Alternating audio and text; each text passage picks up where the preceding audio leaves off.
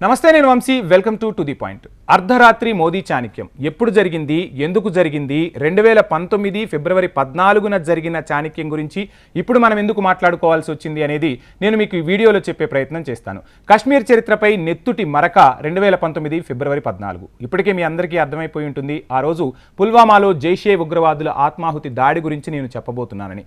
ఆ దాడిని భారత ప్రజలు ఎప్పటికీ మర్చిపోలేరు. ఇక పాక్ ఉగ్రవాదుల దాడిలో 40 మంది భారత సైనికులు అమరులవ్వటం పట్ల యావత్ భారతావని కన్నీటి పర్యంతమైంది. ఆ తర్వాత భారత్ పాకిస్తాన్ మధ్య తలెత్తిన ఉద్రిక్త పరిస్థితులు తారాస్థాయికి చేరిన విషయం మనందరికీ తెలిసిందే. దౌత్య సంబంధాలు మరింత దిగజారాయి కూడా. ఇక ఇటువంటి సందర్భంలో కశ్మీర్ చరిత్రపై నెత్తుటి మరక 2019 ఫిబ్రవరి 14న జరిగిన దాడికి సంబంధించి ప్రధాని చాలా కలత చెందారట. పాక్ ఉగ్రవాదుల దాడిలో 40 మంది భారత సైనికులు వీరమరణం చెందిన రోజున భారత ప్రధాని ఆ రోజు రాత్రి పాకిస్తాన్కు తీవ్ర హెచ్చరికలే జారీ చేసినట్టు తెలుస్తున్నారు.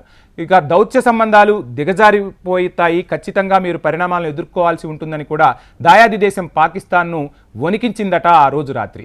ఈ పరిణామాలన్నింటిపై పాకిస్తాన్లోని మాజీ భారత హైకమిషనర్ అజయ్ బిసారియా తన పుస్తకం younger management the troubled diplomatic relationship between India and పాకిస్తాన్లో ప్రస్తావించారు.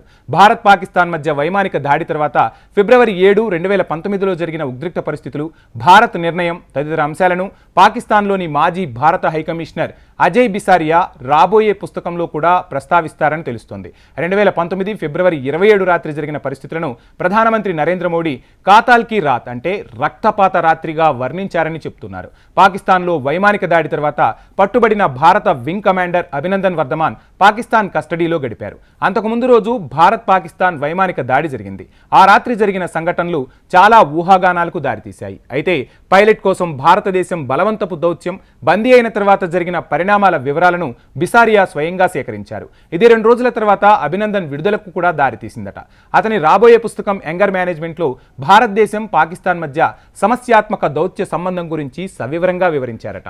2019 ఫిబ్రవరి 27న భారత వింగ్ కమాండర్ అభినందన్ వర్ధమాన్ను పాకిస్తానీయులు ఏరియల్ డాగ్ ఫైట్ తర్వాత బంధించినప్పుడు ఆ తర్వాత మోదీ స్వయంగా కాతాల్ కీ రాత్ అంటే ఇంతకుముందు మనం చెప్పుకున్నట్టు రక్తపాతం జరిగిన రాత్రిగా దాన్ని వర్ణించారు. పబ్లిక్ డొమైన్లో ఆ రాత్రి జరిగిన సంఘటనల గురించి పెద్దగా ఎవరికీ తెలియదు. కానీ పట్టుబడిన భారత వింగ్ కమాండర్ అభినందన్ వర్ధమాన్ 2 రాత్రులు పాకిస్తాన్ నిర్బంధంలో ఉన్నారు. ది టైమ్స్ ఆఫ్ ఇండియాలోని ఒక నివేదిక ప్రకారం పాకిస్తాన్ ప్రధానమంత్రి ఇమ్రాన్ ఖాన్ భారత ప్రధాని నరేంద్ర మోడీతో సంభాషణ కోసం తీవ్రంగా ప్రయత్నించారని, అప్పటి పాకిస్తాన్ హైకమిషనర్ సోహెల్ మహ్మద్ నుంచి అర్ధరాత్రి కాల్ వచ్చిందని బిసారియా వెల్లడించారు. తాజా వార్తలు, ఎంటర్టైన్మెంట్, ఆంధ్రప్రదేశ్ ఇటువంటి పరిస్థితులకు కూడా అంటే ఆంధ్రప్రదేశ్ తెలంగాణనే కాదు, యావత్ భారతావనిలోని ప్రతి రాష్ట్రం కూడా ఆ రోజు రాత్రి ఏం జరుగుతుందా అని చెప్పి కలత చెందిన విషయాలు నేటికి కూడా మనందరికీ గుర్తొస్తూనే ఉంటాయి. సో యుద్ధం జరిగే తీరులను చాలాసార్లు మనం పరిగణలోనికి తీసుకుంటూ ఉంటాం. పాకిస్తాన్తో ఎప్పుడు జరిగే యుద్ధాలే అనుకుంటూ ఉంటాం. కానీ ఒక రోజు రాత్రి జరిగిన అంటే పుల్వామాలో జరిగిన దాడికి సంబంధించి మాత్రం యావత్ భారతావని ఆ రోజు కంటి మీద కునుకు లేకుండానే గడిపిందని చెప్పాలి. సో మన సైనికులు అమరులవ్వటం, దానికి సంబంధించి ప్రధాని మోడీ ఆ రోజు దౌత్యం నెరవేర్చడం, ఆ తర్వాత పట్టుబడిన అభినందన్ వర్ధమాన్ ఎవరైతే ఉన్నారో ఆయన క్షేమంగా భారత్కు చేరుకోవటం, ఈ రోజుకు కూడా ఇవన్నీ మన కళ్ళ ముందు కనిపిస్తున్న దృశ్యాలే.